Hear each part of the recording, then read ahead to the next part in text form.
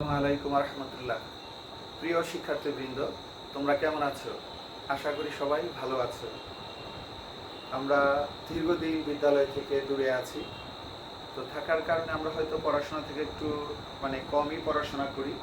তারপরে আমরা এই করোনার মহামারী সময়ে বিদ্যালয়ের পক্ষ থেকে যে বিন্দুবাসিনী সরকারি বালিকা উচ্চ বিদ্যালয় তারা অনলাইন ক্লাস শুরু করেছে, তারই ধারাবাহিকতা আজকেও আমরা ক্লাস করতে আসছি।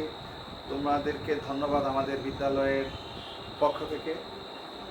প্রিয় শিক্ষার্থীবৃন্দ, আজকে আমি তোমাদের সাথে আলোচনা করব দশম শ্রেণীর তৃতীয় অধ্যায় ইসলাম ও নৈতিক শিক্ষা বিষয়ের জাকাত বিষয়টি নিয়ে।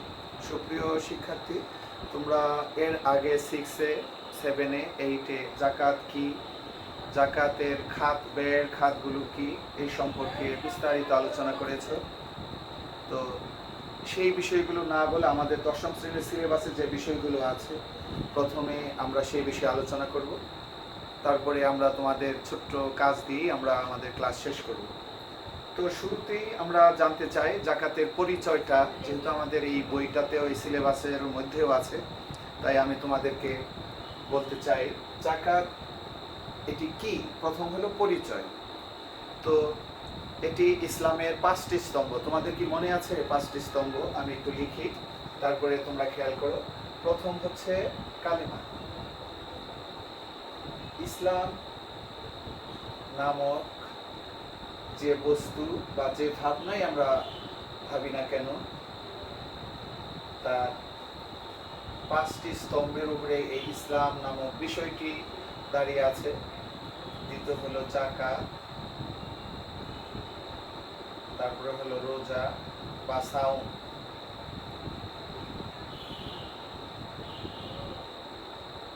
সবার শেষে হলো হজ। তো আমরা একটু বিষয় খেয়াল করি যে ইসলামের যে 5টি স্তম্ভ, দেখো জাকাতকে মিডল প্লেসে স্থান দেওয়া হয়েছে। কেন?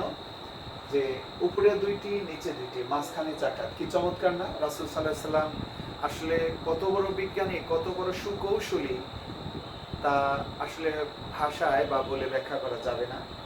ইসলামের যে 5টি স্তম্ভ, এটি মিডল স্থান দেওয়া হয়েছে, মাঝখানে খুঁটিটাই হলো জাকাত। এই জাকাতের আগে আছে 2টা স্তম্ভ, পরে আছে 2টা। এটি একটি মিডল প্লেসে অবস্থান করছে।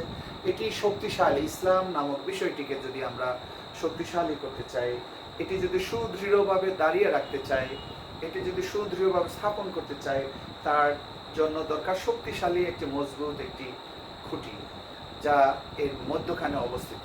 আমরা সবাই জানি অর্থনীতি বা অর্থই হলো কোনো জিনিসের মূল, যা ছাড়া কোনো বিষয়কে বা বস্তুকে সুদৃঢ়ভাবে স্থাপন করা যায় না।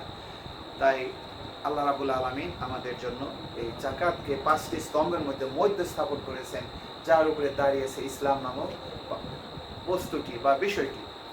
সুপ্রিয় শিক্ষার্থী, তো এই জাকাতকে বলা হয়েছে অন্যান্য ইসলামের এই একটি সেতু বন্ধন। কিসের সেতু বন্ধন? সেতু বন্ধ তৈরি করা হয়েছে। এই পৃথিবীতে কিছু মানুষ প্রাচুর্যের মধ্যে বসবাস করে, অপরপক্ষে কিছু মানুষ মানবেতর জীবনযাপন করে। এই ব্যক্তির যে পরিবেশ, এই দুটি পরিবেশের মধ্যে সমন্বয় সাধন করার জন্য, সেতু বন্ধ তৈরি করার জন্য এই ইসলামের এই প্রথাটি চালু করা হয়েছে। এটি আমাদের জন্য ফরজ। 5টি স্তম্ভের মধ্যে এটি অন্যতম, 3য় নাম্বার স্তম্ভ। তো এবার জেনে নেই জাকাত শব্দের অর্থটা কি। এই অর্থ হলো, আমরা আগে জেনে নেই আবিধানিক অর্থ কি। 3টি অর্থ আবিধানিক অর্থে ব্যবহার করা হয়েছে আমাদের এই পাঠ্য বইয়ে। একটি হচ্ছে পবিত্রতা, দ্বিতীয় হলো বিশুদ্ধতা, 3 নাম্বার হলো বৃদ্ধি পাওয়া। তো আমরা কি একটু লিখি যে এর আবিধানিক অর্থটা, এটি দুটি অর্থ আমরা লিখব। 1 নাম্বার হলো আবিধানিক। শাব্দিক অর্থটা কি? এই আবিধানিকের ভিতরে 1 নাম্বার, সেটি হলো কি? পবিত্রতা। জাকাত প্রদান করলে সম্পদ পবিত্র হয়। নাম্বার 2, বিশুদ্ধতা। নাম্বার 3, বৃদ্ধি পাওয়া। শিক্ষার্থী বন্ধুরা, আমাদের পরীক্ষায় লেখা থাকে নৈর্ভিত্তিক অংশে যাকাত শব্দের আবিধানিক অর্থ নিচের কোনটি? আমরা রোমান সংখ্যায় লেখা থাকে যে পবিত্রতা, 2 নম্বরে বিশুদ্ধতা, 3 নম্বরে বৃদ্ধি করা। নিচের কোনটি সঠিক?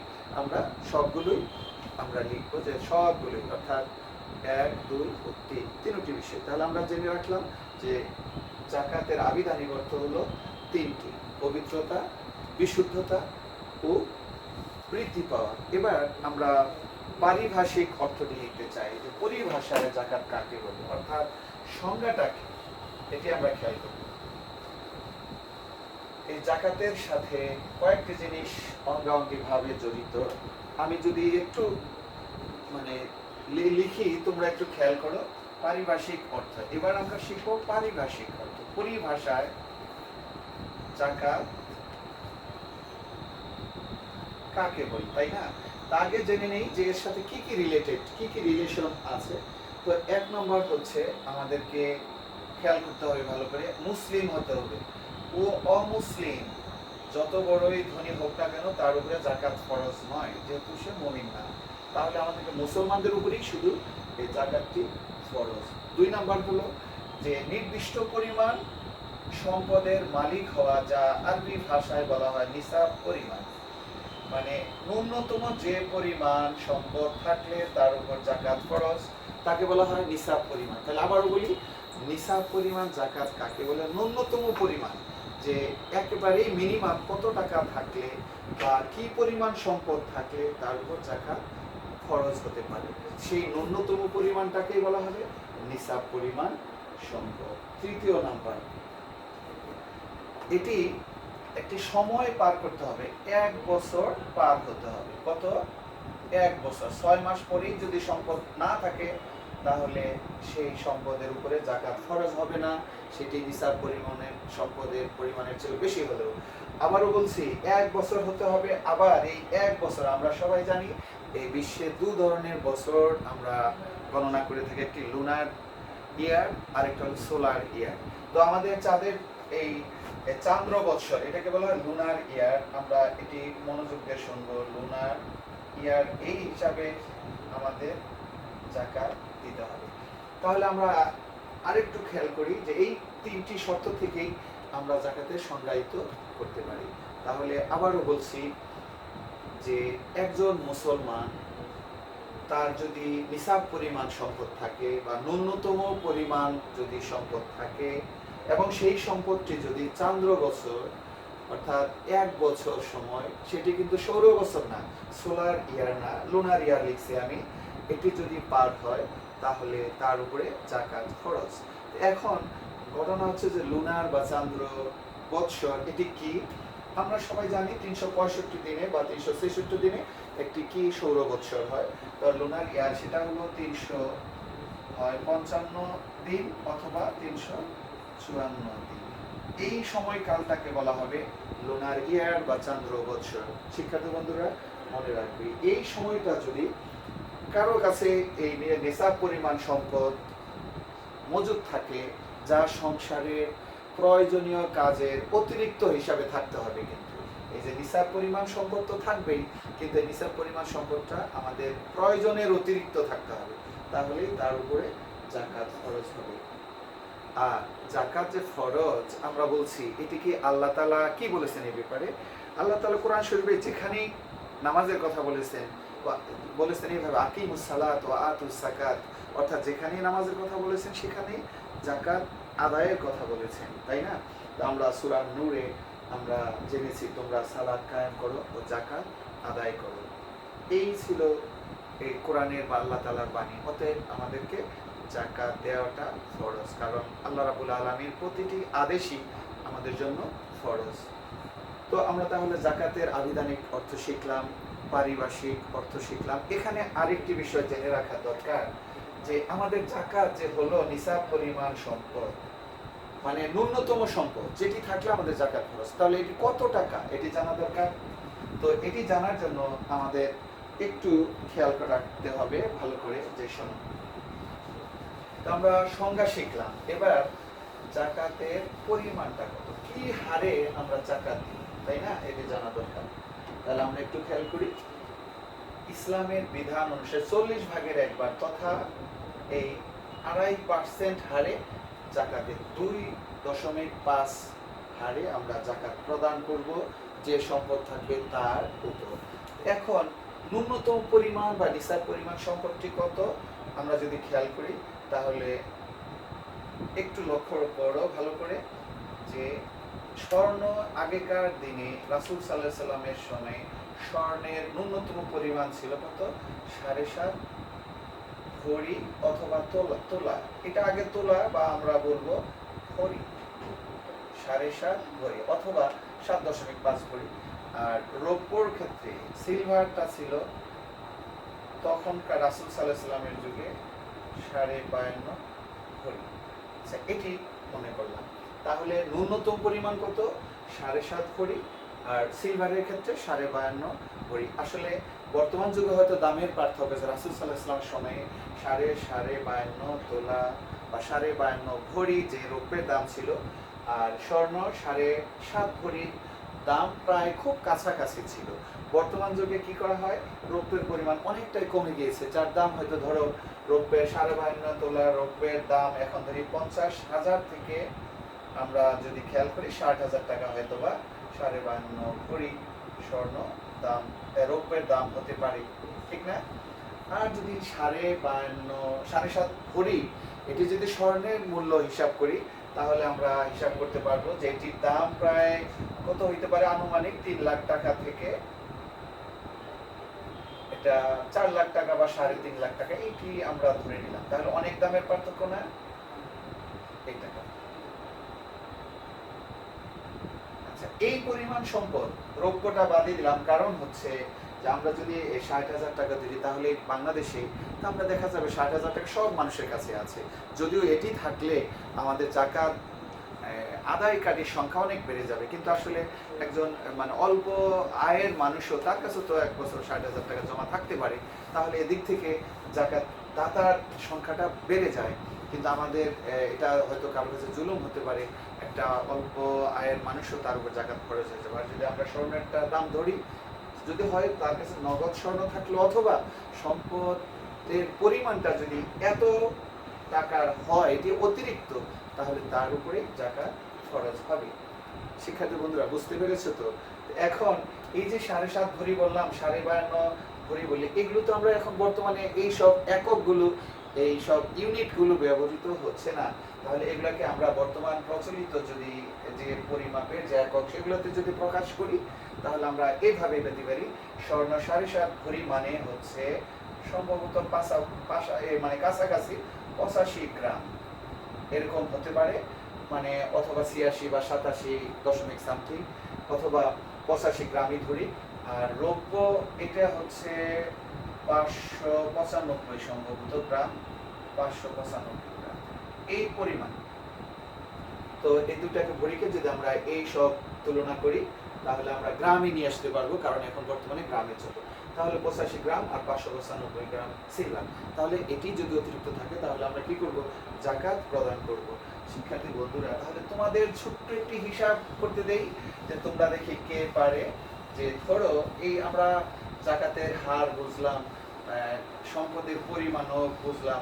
এখন আমরা খ নাম্বার প্রশ্নে যদি এমনটি থাকে যে একজন লোক, সে একজন ধনী মানুষ, ধরো সে জাকাত দিয়েছে ধরলাম 75,000 টাকা, চান্দ্র বছর হিসাব শেষে সে 75,000 টাকা জাকাত দিয়েছে। এটি কত দিয়েছে? সে জাকাত দিয়েছে কত? 75,000 টাকা তার জাকাত হয়েছে। এখন তাহলে আমি যদি বলি, তাহলে তার মোট এই নিসাব পরিমাণ যে সম্পদ, অতিরিক্ত সম্পদ যা জাকাতের জন্য প্রযোজ্য, যা হিসাব করে তার পরিমাণ কত, তাহলে তার মোট সম্পদের পরিমাণ কত? এটি একেবারেই সহজ। সম্পদের পরিমাণটি কত? সম্পদের পরিমাণ কত? অঙ্কটি করতে পারবে না? খুবই, যেহেতু খ 2 নম্বরের একটি মানে আমরা পাটিগণিতের মতো ঐকিক নিয়মে যে অঙ্কটি করেছি, কি পারবে বন্ধুরা? ঠিক আছে, তার দেখি কত দ্রুত কে করতে পারো। তার জাকাত দিয়েছে একটা লোক 75,000 টাকা একজন ব্যক্তি, তাহলে মোট সম্পদের পরিমাণ কত? পারবো কিনা? তাহলে দেখি আমি একটু সহযোগিতা করি। তাহলে আমরা এইভাবেই করতে পারি খুব সহজেই, যে ধরো 2.5 2.5 টাকা যাকাত হলে মূল সম্পদ কত? 100 টাকা না? কারণ কি হারে যে বলা হয়েছে 100 টাকা, তাহলে 1 টাকা যাকাত হলে মূল সম্পদ 100 ভাগ 2.5, অতএব কত টাকা সে যাকাত দিয়েছে? 75 টাকা। তাহলে কি হবে? 100 গুণন 75,000। তাহলে আমরা কি দ্বারা, মানে এটা যদি কেটে দেই, থাকলো 100 টাকা আগে নিয়ে এসছিলেন, তাহলে দশমিক উঠিয়ে দিলে 100 গুণন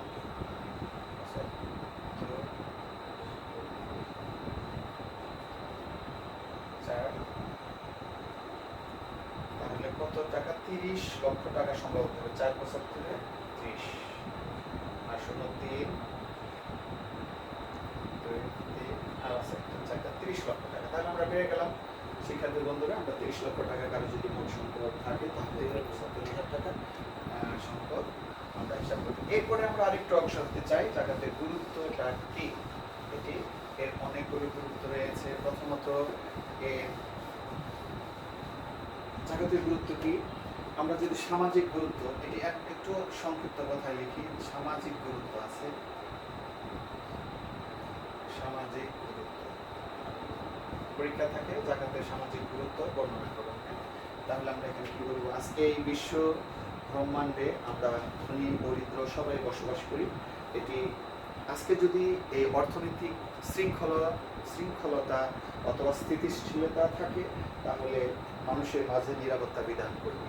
আর এর জন্যই মহান রাব্বুল আলামিন আমাদের কাছে কি করেছেন? জাকাত প্রথার ব্যবস্থা করেছেন, যে ধনীরা গরিবদেরকে জাকাত দেবে। আসলে গরিবদেরই কি অধিকার, এটি কিন্তু আসলে আমি দান করা না, ধনীদের দান করা না, এটি তাদের অধিকার। কারণ তাদের অধিকার তাদেরকে দিয়ে দেওয়া হলে তাহলে তারা আর গরিব থাকবে না, তারাও একটা নির্দিষ্ট মানে জীবনযাপন করতে পারবে। তাহলে অস্থিতিশীলতা থাকবে না। তাহলে সমাজে যদি সবাই মানে মানবতার জীবনযাপনও কেউ করবে না, আমরা সবাই মিলেমিশে থাকবো। মানে যারা অভাবী তারা ধনীদের প্রতি সন্তুষ্ট থাকবে, অস্থিতিশীলতা বিরাজ করবে না, তাদের মধ্যে কোনো কি বিশৃঙ্খলা থাকবে না, তাদের মধ্যে সৌহার্দ্য ব্যবস্থা থাকবে। 2 নাম্বার খ, এটি হলো নৈতিক গুরুত্ব। যিনি জাকাত প্রদান করেন তিনি খোদা ভীরু হন, কারণ তিনি আল্লাহকে ভয় করেন। কারণ হচ্ছে জাকাত প্রদান না করলে এই সম্পদ পরপারে কি করবে? আমাকে আল্লাহ রাব্বুল আলামিন এর জন্য শাস্তি দিবেন। যিনি জাকাত দেন, তাহলে আল্লাহর ভয় তো তিনি জাকাত দেন, তাহলে তিনি কি হন? আল্লাহকে ভয় পান এবং তার দৃষ্টিভঙ্গি সবকিছু মানে উন্নত হবে। তিনি কি করবেন না, মানে অজস্র সম্পদের মালিক হওয়ার আগে তিনি ভাববেন যে তাকে জাকাত প্রদান করতে হবে। তার ভিতরে আত্মিক এক ধরনের প্রশান্তি থাকে জাকাত প্রদান করলে, এই কারণে যে আমি আল্লাহর ভয় করছি না, আমার সম্পদ হয়েছে অনেক, আমি তো আল্লাহর হক আদায় করলাম। এই জন্যে তার ভিতরে কি করে? আল্লাহর ভীতি তৈরি হবে। এরপরে আসি অর্থনৈতিক গুরুত্ব। কোনো দেশের উন্নতি নির্ভর করে তার অর্থের উপরে, তাই না? অর্থনৈতিক গুরুত্ব। আচ্ছা, আমরা সবাই জানি যে অর্থনীতি হলো সকল দেশের উন্নতির মাপকাঠি, তাই না? মানে মূল মাপকাঠি। অনেক তো ফ্যাক্টর থাকে, তার ভিতরে অর্থনীতি একটি।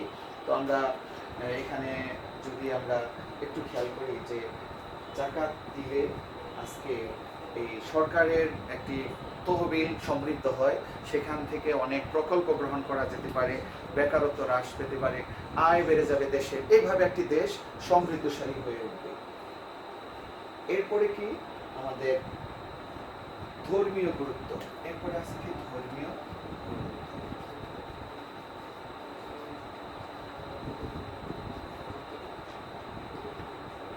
ধর্মীয় গুরুত্ব কি? যে আজকে আমরা ধনী দরিদ্র সবাই একই সাথে বসবাস করি। মহান রাব্বুল আলামিন জাকাত দানের কথা এই কারণেই বলেছেন যে কোনো মানুষ যেন আজকে অনাহারে অর্ধাহারে কষ্ট না করে তারা জীবনযাপন করে। মহান রাব্বুল আলামিন আমাদেরকে জাকাতের বিধান করে দিয়েছেন। শুধু রাসূল সাল্লাল্লাহু আলাইহি সাল্লাম না, হযরত যারা জাকাত প্রদান না করে তাদের প্রতি ইসলাম হুঁশিয়ারি করেছে। হযরত আবু বকর রাদিয়াল্লাহু তাআলা আনহু বলেছেন, যে ব্যক্তি জাকাত আদায় করবে না তার বিরুদ্ধে তিনি যুদ্ধ ঘোষণা করেছেন। আমরা এটুকু জানি, হযরত ওমর রাদিয়াল্লাহু তাআলা আনহুর সময়ে দেখা গেছে যে ওই দেশে, সেই দেশে জাকাত প্রদানের কথা বলা হলে দেখা যাচ্ছে এত লোক গিয়েছে জাকাত নেয়ার জন্য, কিন্তু দেখা গেল যে জাকাত গ্রহণের জন্য কেউ যায় নাই, সবাই জাকাত প্রদান করতে গিয়েছে, সবাই সমৃদ্ধশালী হয়ে গেছে, কেউ অভাবী লোক নেই। তাহলে জাকাত যদি সঠিকভাবে আদায় আমরা করি তাহলে কি করবো, আমাদের দেশে কোনো তারতম্য খুব একটা বড় বা অভাবী দেখা যাবে না। আর শিক্ষার্থী বন্ধুরা, আমরা প্রায় শেষের দিকে চলে আসছি। এই আমাদের পাঠ্য বইয়ের এই পাঠের শেষে বলছে জাকাত অসহায় ও দরিদ্রের অধিকার। আল্লাহ রাব্বুল আলামিন সূরা আয-যারিয়াতে বলেছেন, তাদের ধন সম্পদের ভিক্ষুক ও বঞ্চিতদের অধিকার রয়েছে। এখানে তাদের মানে কাদের? ধনীদের সম্পদে ভিক্ষুক, আর কার? বঞ্চিতদের অধিকার রয়েছে। অতএব এটা মনে রাখতে হবে যে আমি দান করা, জাকাত দেয়া মানে কি আমি তাদের প্রতি করুণা করলাম না, কি করলাম? জাকাত তাদের অধিকারকে ফিরিয়ে দিলাম। সবশেষে বলতে চাই, শিক্ষার্থীরা তোমরা একদিন বিশাল বড় সম্পদের মালিক হবে, সেই দিন জাকাত দিবে। তো আমি যে জিনিসটি বলতে চাই, আমরা এই যে বর্তমান প্রেক্ষাপটে আমরা যে জাকাতটা দিয়ে থাকি, বা আমাদের ধনী ভাইয়েরা যেসব জাকাত দেয়, বা ধনী বোনেরা যে তারা শাড়ি কাপড় বা এইসব কাপড় এগুলো না দিয়ে যদি আমরা এলাকায় সমস্ত টাকা, যেমন এই যে ৭৫,০০০ টাকার হিসাবটি করলাম, উনি কিন্তু ৭৫,০০০ তিনটা লোককে যদি এক বছরে তিনটা ভ্যান গাড়ি কিনে দেন, ২৫,০০০ রিক্সা কিনে দেন, তাহলে ওই তিনজন লোকের একটা জীবিকার স্থায়ী একটি ব্যবস্থা হলো। এবারে এক বছরে তিনজন, আরেক বছরে হয়তো আরো তিনজন, এইভাবে যদি এক একজনে এক একটা এলাকায় এভাবে গরিব বা অভাবী মানুষদেরকে সচ্ছলতার একটি ব্যবস্থা করে দেয়, তাহলে দেশে আর কখনো অভাবী লোক পাওয়া যাবে না। তাই আমি তোমাদেরকে অনুরোধ রাখবো, আমরা বড় হলে হিসাব করে যে জাকাত দিব, তা যেন আমাদের দেশের কল্যাণে ব্যয় হয়, মানুষ যেন উপকৃত হয়। আমরা যেন শুধু দায় সারা গোছে জাকাত দিয়ে শুধু সুনাম অর্জনের জন্য জাকাত প্রদান না করি। শিক্ষার্থী বন্ধুরা, তোমরা আমি যা বললাম আজকের এই পাঠ্য বই থেকে যতটুকু আলোচনা করলাম, এটুকু তোমরা ভালো করে শিখবে, যেন আমরা সব ধরনের উত্তরগুলো দিতে পারি। সবাইকে ধন্যবাদ জানিয়ে আমার ক্লাস এখানে শেষ করছি। আল্লাহ হাফেজ।